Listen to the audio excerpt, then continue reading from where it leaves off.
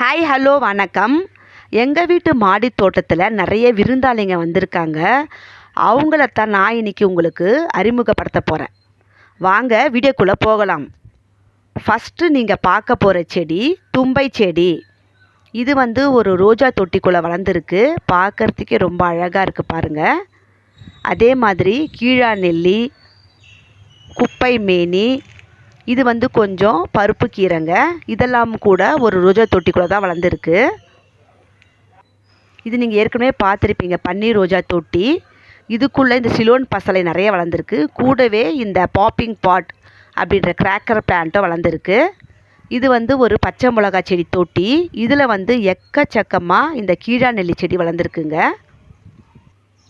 இது மூக்கிரட்டை கீரை. இதுவும் ரோஜா தொட்டி தான். இதுலேயும் இந்த சிலோன் பசலை எங்கே பார்த்தாலும் எக்கச்சக்கமாக வளர்ந்து அழகாக பர்பிள் கலரில் ஃப்ளவர் பார்க்குறதுக்கு ரொம்ப அழகாக இருக்குது. இதே மாதிரி மாடித்தோட்டம் முழுவதும் இந்த மழைக்கு விதைகள் எல்லாம் பரவி எங்கே பார்த்தாலும் மூலிகையும் இந்த மாதிரி அழகான ஃப்ளவர்ஸும் பார்க்குறதுக்கே ரொம்ப கண்ணுக்கு குளிர்ச்சியாக இருக்குது ஃப்ரெண்ட்ஸ். ஓகே, இந்த வீடியோ இதோடு நான் முடிச்சுக்கிறேன். நான் உங்கள் நிழல். நீங்கள் பார்த்தது எல்லாமே real. Please subscribe my channel.